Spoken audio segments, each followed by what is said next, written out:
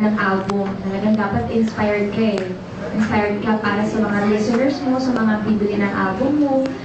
At para kumbaga, ano ba to? Mas mapasaya mo pa sila yun. At mas nagpilipin nila yung musika mo. Lalo-lalo na itong OPM ko natin.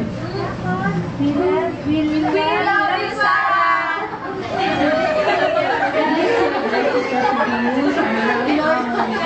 From XFM.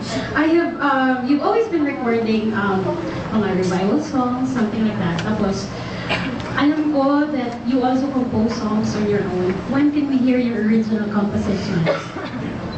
Wala. Wala pa po akong natapos na isang kanta. Well, may tumulong sa akin.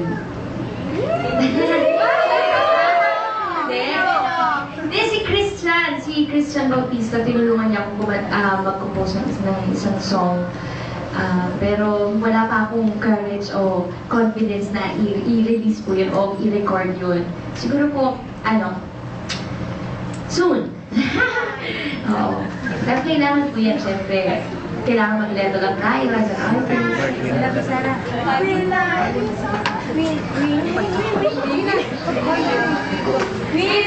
Sarah!